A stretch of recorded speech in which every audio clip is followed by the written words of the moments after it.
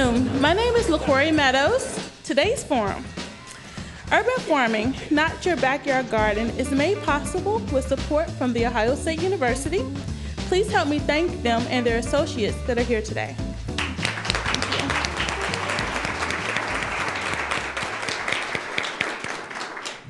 Urban farming is much more than a few tomato plants, zucchini, and a chicken. It's about innovation, tangible food production, and improving lives by connecting people to the food that they eat. To learn more about these exciting developments in food, we turn to our expert panel.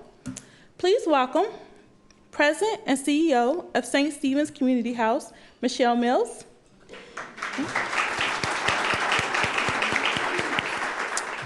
Faculty Director of the Initiative for Food and Agricultural Transformation and the Kellogg Endowed Chair in Agricultural Ecosystems Management, that's a mouthful, at The Ohio State University, Casey Hoy.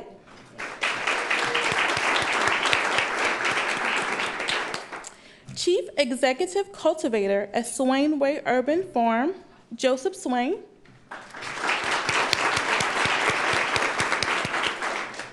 And our wonderful host, Major Gift Director, Mid-Ohio Food Bank, Elissa Schneider. Please welcome. Please welcome all of our speakers. Elissa, the podium is yours. Thank you. I'm excited to be here. This is such an interesting topic. I must admit, though, I come to you today with more questions than I do answers. Frankly, before I joined the team at Mid-Ohio Food Bank, my experience with farming was limited to a high school experience in Northwest Ohio. I shared a locker with a pig farmer. It's a true story. It's a smelly and true story. I do still eat bacon. Around the time I started with Mid-Ohio Food Bank, the organization was launching a new initiative called Urban Farms of Central Ohio. Soon enough, I was knee-deep in mud and salad greens, both literally and figuratively, trying to wrap my head around the difference between a high tunnel and a greenhouse and a garden and a farm. And I was interested. I was captivated by the capable hands of our farmer, Dana, who transformed vacant land literally into food. And I was excited by the response of the Marion Franklin community and the ownership of the farm itself by that community. And I think I was interested personally in a way that so many of us are. If you think of it, urban farms are a beautiful concept, reuniting humans and commerce and nature to solve the problems brought on by urbanization. It appears that we as a people want to reclaim or at least recognize our relationship to food and land. Urban farms have become a means to increase access to locally grown food and a way of reintroducing the public to the many aspects of food that we've lost as a culture. I'm not sure the exact date that our culture seemed to demand a turn back to the land, but I think of two pop culture milestones that come to mind for me. Number one, this country's odd fascination with that game Farmville from Facebook. I don't know what that's about. Number two, there are 9 Major League Baseball teams that now have urban farms on rooftops or adjacent to their ballpark. And I really thought ballparks were just about beer and hot dogs, but I guess they're growing food and selling it. The Columbus community has also embraced the movement. We've seen an influx of community gardens. We've funded them. We've been gracious with land bank land, and it seems each summer the farmers market schedules grow and grow. In the last decade, many local organizations have jumped from community gardens and into the much harder work of urban farming. And for the sake of our discussion today, let's define urban farms as an assumed level of commerce, of growing product to be sold, as opposed to being grown for personal consumption or for sharing. Many of those doing the harder work and forging the way and figuring it out are in the room today.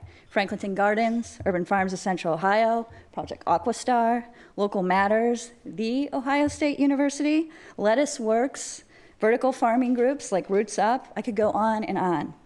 The nostalgia for a time past married with today's cities is what makes urban farming so special, so elusive even. But today I want us to see past the backyard garden and grapple with the actual reality of urban farming. I'd like us to consider the hurdles of space, time, and money, and then how do we measure success? So, with that all in mind, I'd like to start with, I think, an easy question, and this is for all three of you. Casey, maybe we'll start with you, since you're furthest away. Can you tell us how and why urban farming interests you, and what led you into this work? Sure. Well, I'm interested in farming in general, and in agriculture. One of the things that I find really fascinating about urban agriculture and urban farming is I'm from more northern Ohio. I live in Worcester, and the cities that are around the Great Lakes region, some of you probably know, have lost population. It's opened up space in those cities, and agriculture is moving in. So we have agriculture moving into cities at the same time that the trends in people moving further out into the country has proceeded. So we have agriculture moving one way and people moving the other way, and it's mixing agriculture and all of us, and putting us closer together. I think that's very healthy for us as a people, to be more connected with agriculture. Good. Michelle, you want to share with us how you got in the game? Oh, absolutely. It's a great story. It's a story that I'm hoping to replicate with the children at St. Stephen's Community House. And that is that I started as a 4-H kid, very proud. And during the time of growing up in Cleveland, I was surrounded by lots of concrete. And we would have to get on a bus and pollute the city with a big bus driving out to the country to understand and appreciate fresh air. So kind of ironic about that, and tried to have a garden at our church, and we started off growing tomatoes. And with the tomatoes we used to provide pasta and spaghetti for the Tuesday night meals, the hot meals that we provided to families. Not much different than what I'm doing today. So I've been about 40 years in the making on this journey as a 4-H kid, and saw what it did for me, the leadership lessons through 4-H, the experience and appreciation of food consumption, and the fact that others did not have food as readily available as I did very early age as a child growing up in inner city Cleveland, 82nd and Kinsman, which now is home to a great urban farm, and that's due to a lot of zoning and changes made at the city level in the city of Cleveland. And so with that, I was able to earn a scholarship in school. And so a lot of that access and opportunity that I've had, I hope to replicate for the children in Linden, and know that it can be done when we make smart decisions about the use of land and the intersection of the urban core and agriculture. Joseph? Thank you. Yeah. So for me personally, I got into urban farming through simply growing a backyard garden.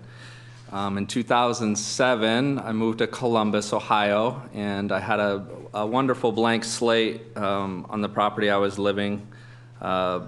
Mostly grass and weeds growing in and around the house.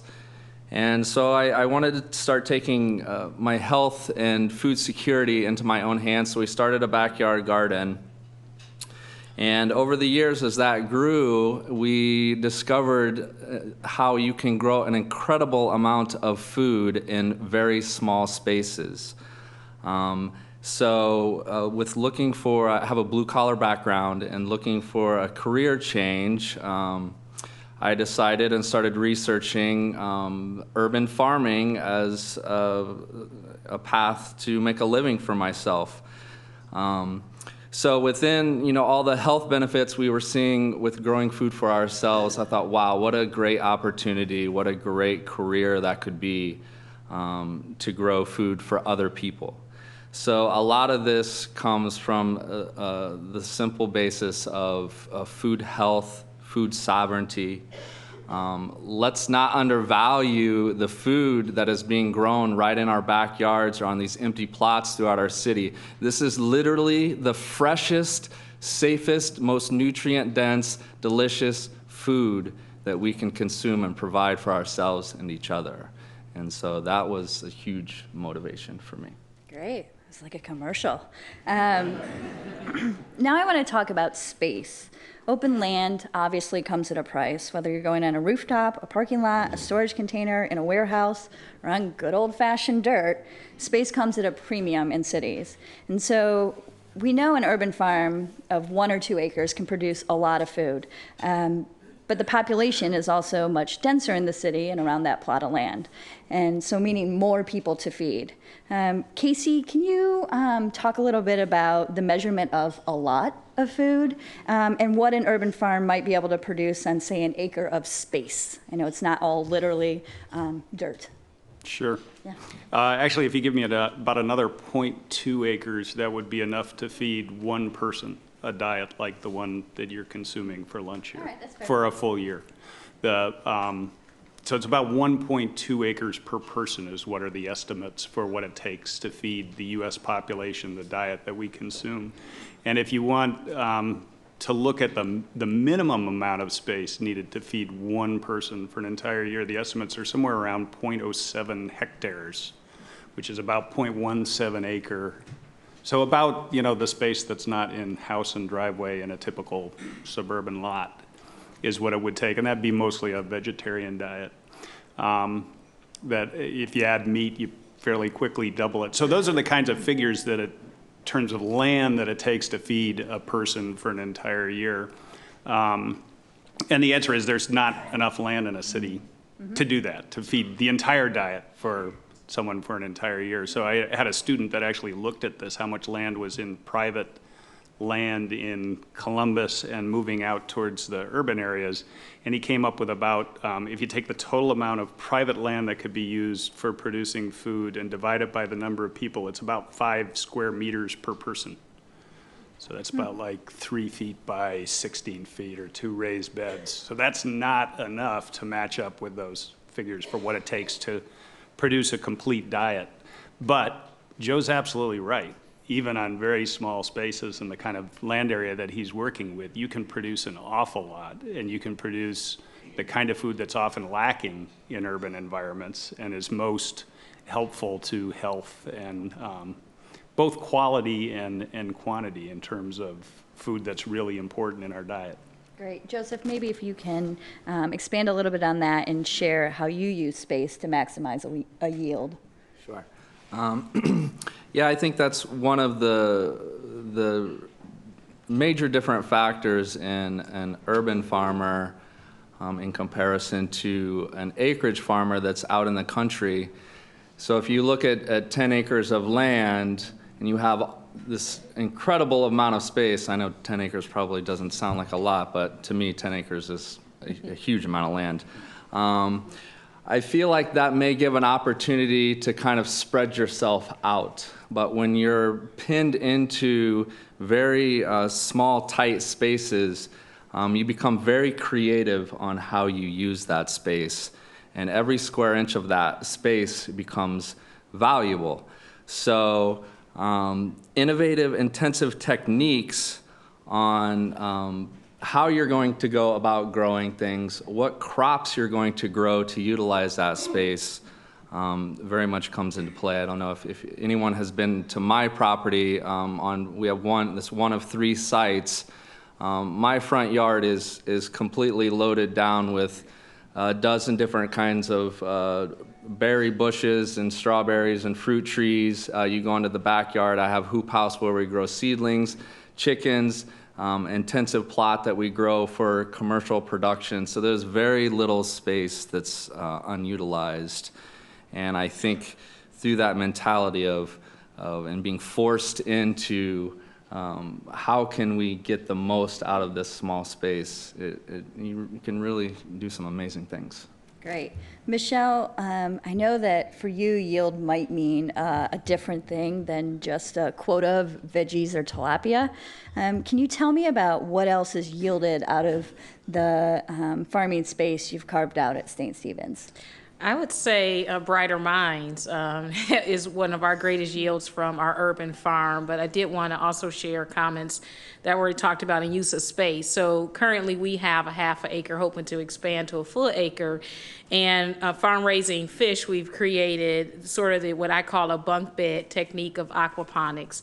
So they were able to grow microgreens and greens on top of where the tanks are, where the fish are being raised, to utilize space. As Joe talked about, when you have limited space and you're trying to have a greater yield, you get very creative with how to use that space.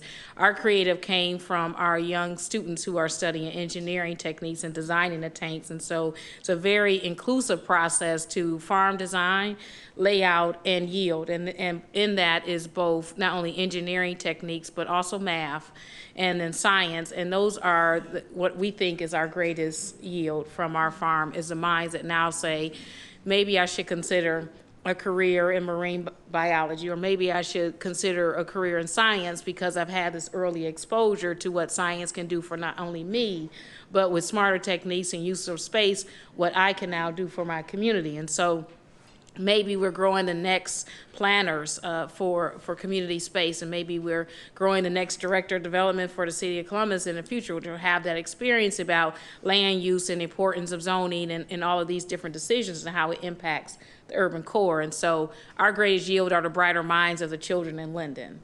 Steve, you've got about, what, 10 more years before you're out of a job? So I want to move on and talk about time now. We've all heard the term slower than dirt, or it's as slow as watching grass grow. When I think of farming in time, I think of manpower or woman power, especially woman power. It takes to grow food anywhere, much less in the city, where time really is money. How do you engage others to join the work? And do you have the resources to pay other people to put the time in to really make an urban farm work? So I sort of want to talk about training, education. Joseph, you Sure. want to start? Well, I can tell you as a business owner, and I'm sure all businesses across the board, we could use more time in any given day. There's never enough time. Unfortunately, for a for-profit business like ours, being in an industry, organic farming, there's not a lot of room. No one's getting rich, no one's wealthy growing organic vegetables. It's a very challenging field. So yes, unfortunately, we don't have a budget to house a lot of employees. Usually, we have anywhere from one full-time employee. We've gone back and forth to 2 or 3 part-time employees. So we do have employees, but it's minimal. What we found is a great way to engage, and people actually have engaged us probably more so, looking for ways to get involved in the local food system, in growing food on urban farms and backyards. So we get an awful lot of volunteers, which is very helpful. And this year, something we're doing is we're starting an internship program where we're trying to house 2 people for 20 hours a week through each season. So not only will that be incredibly beneficial for our workload, but it's a great way, like I said, there's so many people that want to get involved and be active within this realm, for those to come alongside us, work with us, learn about local food, the local food system, and whether they start their own backyard garden or someone wants to start their own urban farm or just a general wanting to be involved, should be good. I'm hoping it'll be really great this year. Great. Casey, anything to expand on that? Yeah, I guess, I would just add a couple of things. One is that this challenge of labor is something that goes across the entire agricultural system, whether we're talking urban or rural or anywhere in between. One of my feelings is that really part-time is okay, especially in urban agriculture. I have tremendous respect for folks like Joe who are taking this on as a challenge to make the entire living that way. But I see a lot of people that it's just part of how they live. And if you think about it, that's really what agriculture has been for most of our human history. You know, it's part of the way you live and one of the things you do, but not everything that you do. So I think there's a lot of room for that in urban agriculture. And then the last thing I'd say is this is a case for innovation. I have a number of my faculty colleagues that are here who are working very hard on this. How do you create a different kind of economy than economy of scale, an economy that would work at Joe's scale? We think about, well, my economist friends call it the economy of scope. So it's the economy that you gain from the kind of diversity that Joe has on his farm. Yeah, that's a great point. It's more about the lifestyle. We see people that want to get involved with this. You know, it's not about making a lot of money, but people that really have the heart, that care about the health of people. So a follow-up question maybe for Michelle. I know Aquastar and many of the other nonprofit farms in the city are committed to training and education programs as an important component, and you've talked a little bit about that, but can you share a little bit more about how that's important to the success of your farm? Oh, it's absolutely important. So in the summertime, we have the opportunity to work with youth summer employment, and we have the opportunity to engage some of our young people into the work of farming. And our whole goal is to ignite, excite, and then they'll learn. And so we like to ignite their interest in it, from the farm to the table to how it impacts my community, and that entire span of learning. We hope it gets the excitement and the igniting of them to learn and continue in the path of agriculture or somewhere related. We have a full curriculum that we offer to our summer camp students as well. And so in summer they're learning. This year we're starting pollination from beginning. We were donated some beehives, and so that'll be a lesson that they'll have from beginning to end and understand the importance of that right in their own community. And for me, we have the opportunity to touch more children that way because we're right in the city. There's no travel. We don't need vehicles to take children out far. They can have experiences in less than 5 miles from their home. And so that in itself is a lesson, and also the lesson to talk about the nutrient intensity of the food because of less travel, as Joe mentioned earlier, and that's a whole nother lesson in itself. The fish farming is one of our greatest aspects that the children get very excited about. They name the fish, they call them names, they get excited about them, they want to see what happens to them. I ate a few of them, so I had to explain that, but I ate Johnny and Sally and and hope to eat her cousins too. So that's probably, you know, for us, the fish farming is one of those, you know, water. Most children get excited around water, and it makes our insurance company nervous, but the kids get excited about the water, and that begins the conversation. Again, it's the ignite, excite, and then they'll learn, experience, and they'll retain. And so those are some of the tools that we use in terms of our curriculum. It's the experimental hands-on and the sticks with them, which is the retention, and that's where some of our students are losing in terms of school level of retention, in terms of information and foundational learning. So we have seen the hands-on learning exacerbate lessons a million times over, and so that's our goal.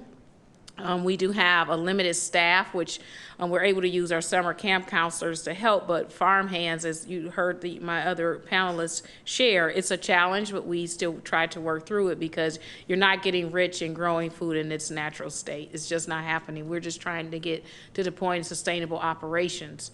And that's a tough thing to do. But we also have started what's called aqua sprouts, which are our smaller gardens right at schools, at the elementary schools in Linden. So there's Aquastar, which is the mother of the urban farms in Linden, and then there's aqua sprouts at Linden Elementary.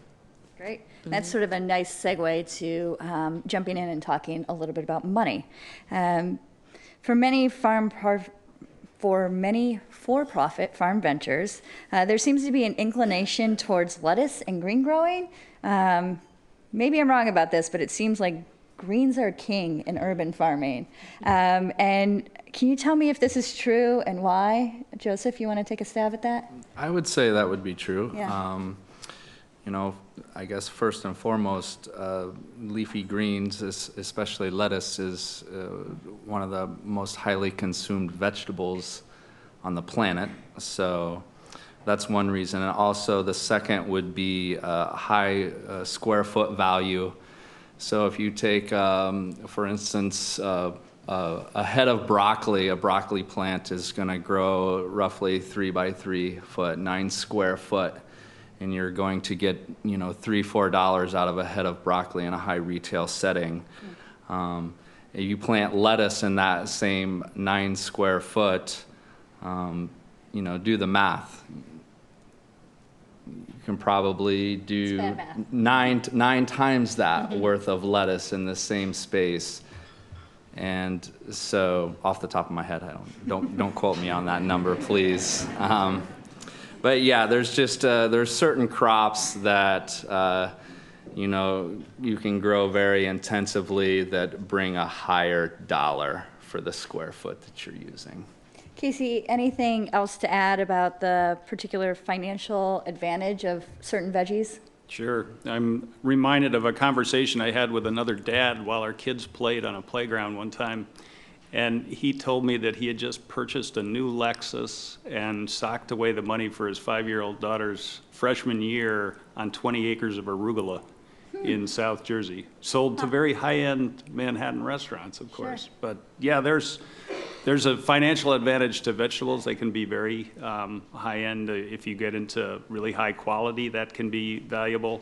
From my point of view as an ecologist, they're also very diverse. So we're talking about dozens of species and hundreds of cultivars if you get into it. And that kind of diversity is what you need for the kind of ecosystem services that can lower the costs on the production side of producing them. So it's the ecosystem services like nutrient cycling and complex food webs that control pests biologically.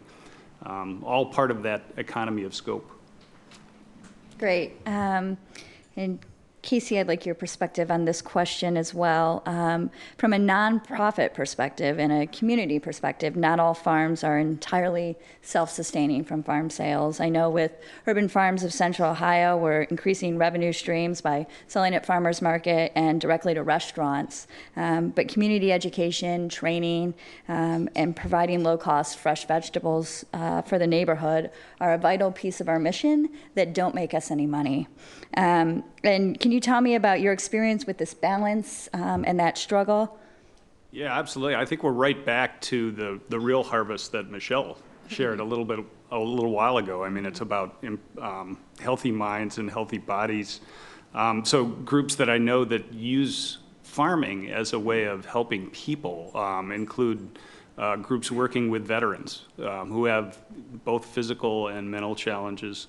Coming back, the MRDD boards, we have working with groups that are working with returning citizens, so people who have been incarcerated and have real trouble finding a job while growing and selling produce that's healthy and to neighbors in their community is a very good way of getting back into society in a very productive way. I've known people that have worked in a few kinds of operations that really focus on mental health. So Bittersweet Farms in northwestern Ohio work with people with autism. And I have a colleague who's worked with Gould Farms, which was also one that was using agriculture as a way of healing mental illness. And then there's the physical illness. Colleen Speece, who's here with us today, leads the Garden of Hope at Ohio State University. This is a cancer survivors garden, and she and her colleagues are putting numbers on the biometric measures of their health as they engage in gardening. But the kind of stories are things like folks being out in the garden and saying, well, I could kind of feel the cancer draining out of my body and melting away into the soil. So what's the value of that? I mean, that's something that goes well beyond the value of a life. Yeah, exactly. So switching gears a little bit, Joseph, I know you started the Columbus Agrarian Society, a resource center to support other for-profit farm ventures. If you could give future urban farmers a piece of advice on staying in the black, making money, what would that be? They're, again, very similar, I think, to an intelligent way to go about any business. Start small. You have to be creative in this field. Do something very unique. Grow slowly. Patience is a big thing. You know, we set goals that are years and years ahead of what our potential is today. And I think one of the most important things is use the resources that are in front of you. So When we started the farm in 2010 was our first season. I think I maybe grew $15,000 worth of vegetables that we sold to a couple restaurants and the farmers market there in our community. But we grew that food with the garden tools that I already had from growing food for myself. And that's where we started with what we had. We did the capacity. We didn't take a huge capital investment, which is going to sink you into debt from day one. So we went from that $15,000. The next year, I think we grew $30,000. The next year, we grew $75,000. And, you know, this being our 6th season, we're projecting $150,000 in sales. And like I said, that started with a backyard garden with the tools that we already possessed. Yeah, the ultimate startup, huh? In a few minutes, we'll move to audience questions, and you can gather at the microphone in the middle of the room. But let me ask the panel this final thought. How can this city and its people make it easier for urban farms to thrive? And this is for all three of you. So whoever'd like to go first. Michelle? I'll go. I'm eyeing Director Shoney. I'm trying not to throw him under the bus as best I can.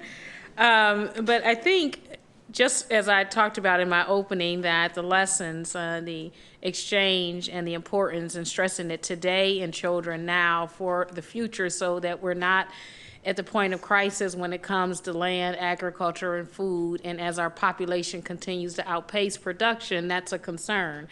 And that's not just a concern for this country, it's a concern for the world in terms of population growth in many parts of the world and other countries. And so I think that we're not exempt from that if we don't get smarter. And so what matters is that we are continuing to plant the seed, no pun intended, but truly intended, and making sure that our lessons of today and the things and the decisions that we make today, as Joe talked about with his, that we don't make them in the future.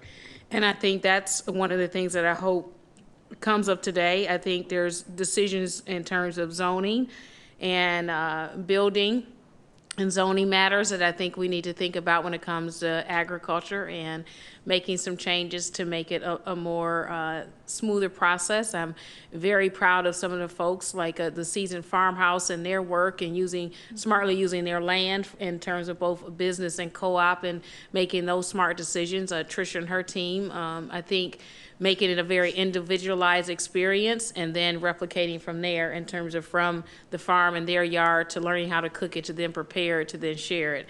And so I think investing in partners like that, and businesses who want to open like that, having some seamless processes for them and working with them from a land use. Sorry, Director Shoney. A to-do list, maybe. Yes.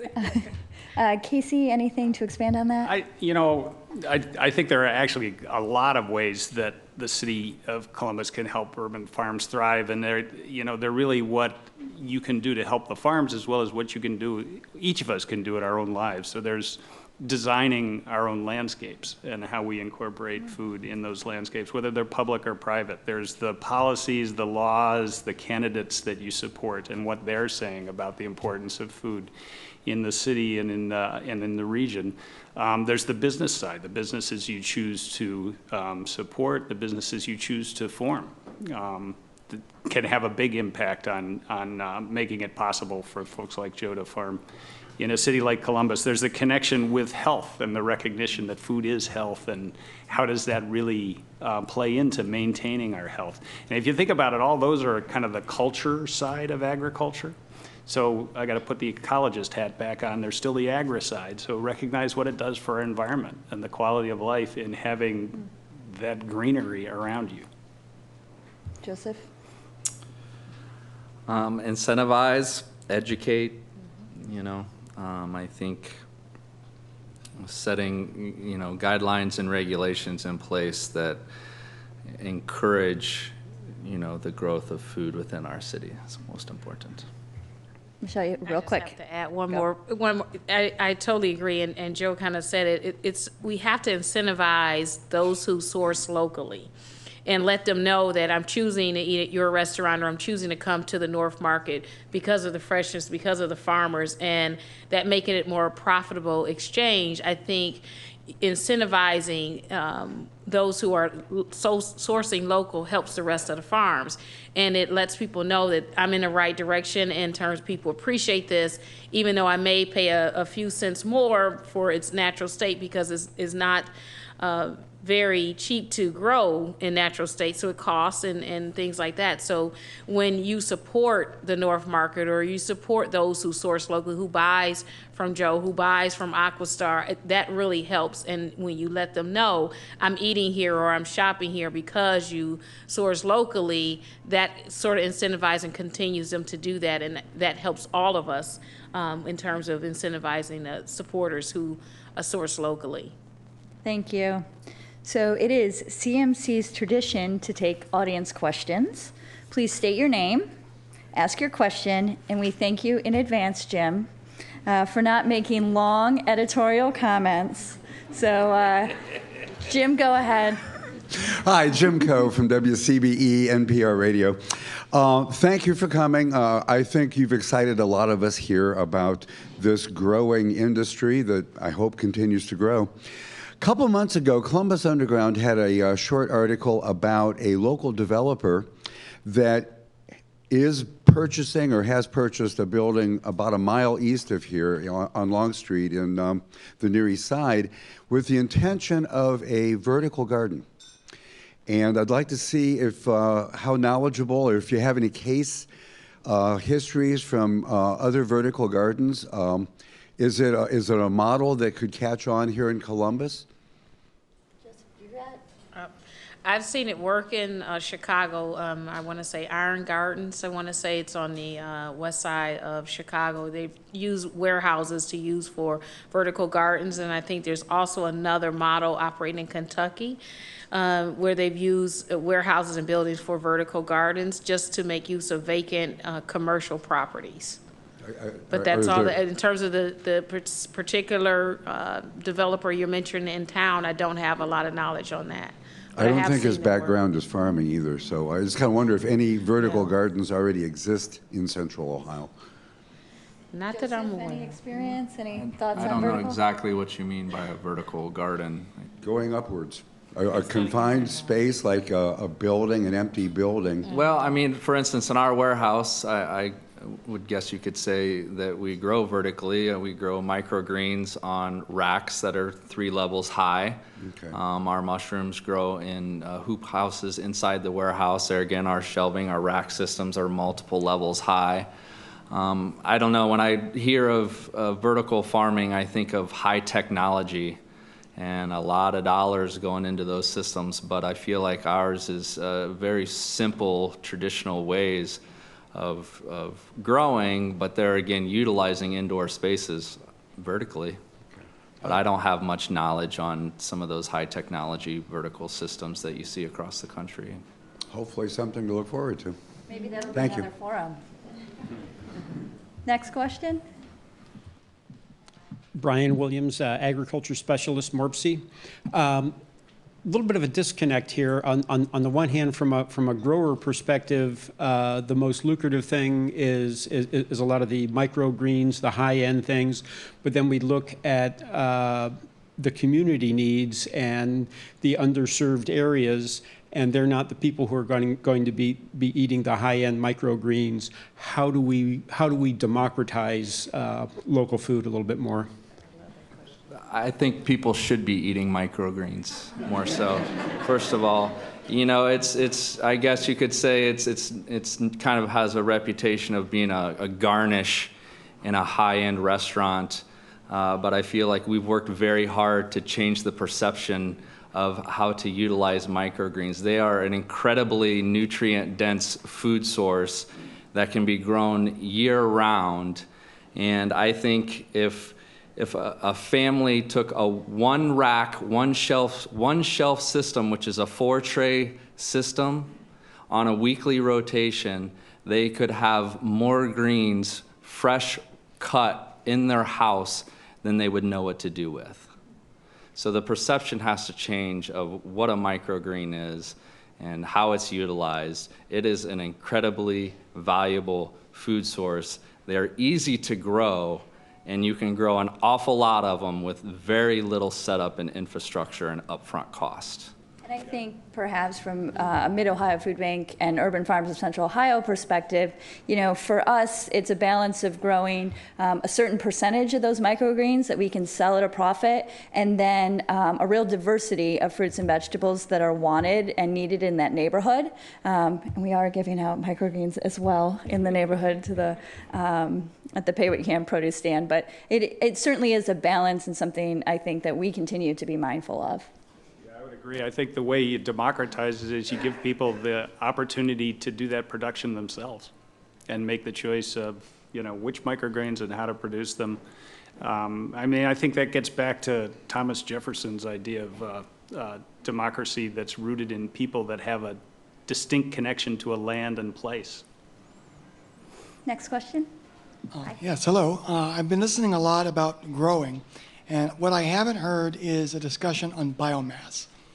Can you speak, and Michelle, I understand that you use tilapia, but can you speak to how you implement biomass in your urban garden? Because for my garden, that's been one of the biggest obstacles, is converting the built environment into nutrient-rich environment.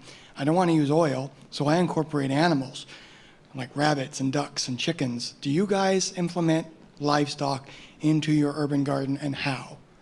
Go ahead. Yes, we do use backyard chickens is one example. I feel like for my operation personally, it was very thought out, but we produce massive amounts of organic matter that go back into our soil. I haven't tested my soil for years because the vegetables I grow tell me everything is balanced and in check. But last time I got a soil test, I had organic matter percentages of 7 to 10%, which you compare that to, they say for an organic farmer, 5% is really good. In our conventional row cropping industrial systems, we're depleting the organic matter down 1-2%. So we do that by with backyard chickens, and this is something that needs to be taken into consideration as the city creates policy on urban farming, and I know they're revisiting the whole chicken thing. I would love for them to come visit my setup because it is a beautiful symbiotic relationship that happens. It creates our fertilization, and the chickens create food for us, and it's a cycle. So I funnel everything into, which would be currently illegal with the city regulation on chickens and impervious floors. We cycle all of our garden waste through our chickens. We have our spent substrates from mushroom production, carbon, sawdust, straw. That all filters through my chicken coop in my backyard. And so what happens is the chickens add the nitrogen source to the carbon, which balances that out. Deep litter systems have been used traditionally for centuries and centuries. Well, they want us to have impervious floors. It makes no sense to me. These organic matters absorb the waste. It's combined with the carbon, and it creates on-site fertilization. It's so ecologically sound, it's ridiculous. And we need to start looking at these systems in this way. Okay, thank you. Go ahead, Michelle. I do want to add the entire concept of aquaponics is exactly that. We're using the waste from the fish that then provides the nutrient water that grows the greens on top of the bunk bed style of tanks. And so it's a complete symbiotic relationship between growing the greens and the fish and their waste. So we're absolutely using that system in terms of our aquaponics. We're hoping to grow the chickens, but I'm going to also say ditto to what Joe talked about. There's rules that must be changed, and it feels so funny pointing at the city from where I sit today. But there is a need to address those regulations. We like to move into chickens, but based on where we are, size, and all those things, there's a few rules that we have to get get through and to move into the chicken realm, which we hope to do in the next 2 years. But to answer the question, we are absolutely using that, and we do recycle all of our waste throughout the entire agency. We just adopted 4 new policies for our staff as an organization. So all of our waste that we use when cooking for our child care center, when cooking for our seniors, and all of that waste, we try to recycle what we can there. That goes into our compost bin, and we are a Class 2 facility at St. Stephen's, which we're very proud of in terms of our soil, which is considered more of a soil enhancement. And so we're using that entire relationship, that symbiotic relationship throughout our entire farm to answer the question. I forgot where the gentleman went, so I hope I answered your question.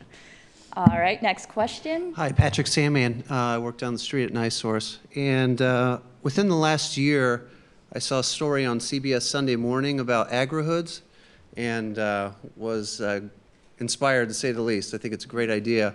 And for those of you here that don't know what I'm talking about, it's a neighborhood, and instead of building a golf course in the middle of it, you build a farm. And it has all sorts of benefits. Yeah, thank you.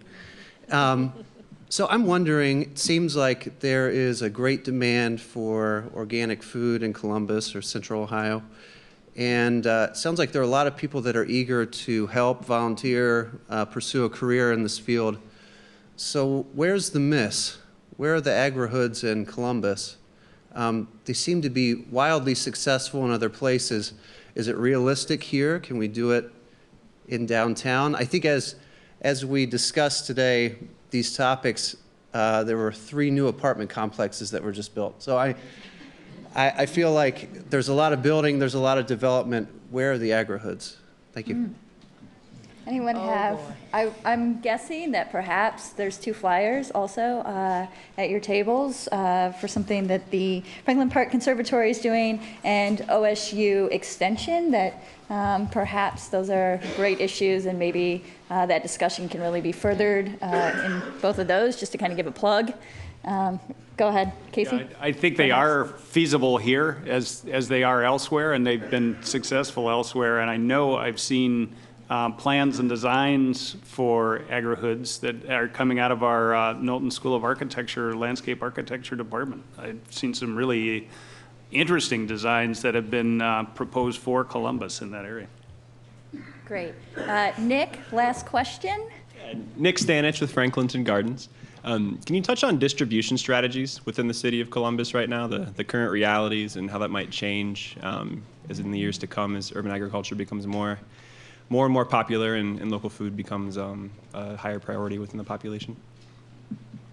I think I understand your question, but I'm not sure. The other panelists can chime in. What do you do with the produce when you grow it? Like, how do you make sure you get it somewhere That's what I thought and quickly you said. I was going to cut before to perishability what do you becomes do an once issue? you grow it?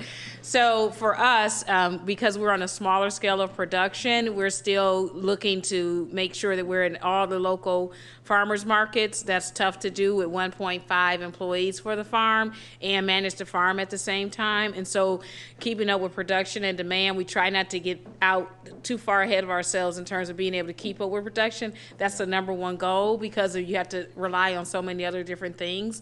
But one of the main things is not to commit in terms of being able to produce for purposes of distribution over what you can really truly produce.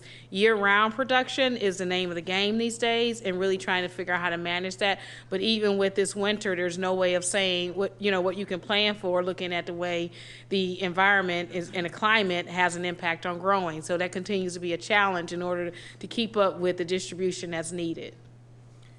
I guess from my perspective, it's distribution, it's also preservation, storage, preparation. There's a lot of steps in our food chain. We're talking about having those occur at very local scales, but I think that's a tremendous amount of additional opportunity for businesses that can support local farming.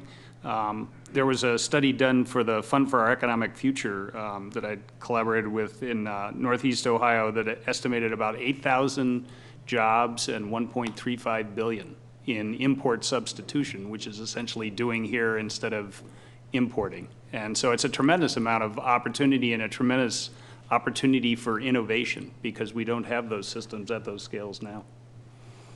All right, thank you very much. LaCour, the stage is yours. Well, what an insightful discussion. Thanks to each of you. You can view and share today's forum and all of our forums on CTV Columbus Television, on WOSU and PBS affiliates statewide through the Ohio channel, and anytime on CMC's website via YouTube. So let's thank our sponsors, The Ohio State University, and as well as our speakers, Michelle Mills, Casey Hoy, Joseph Swain, Elissa Schneider. And thanks to all of you for being here. We look forward to seeing you at CMC again soon. Have a great afternoon.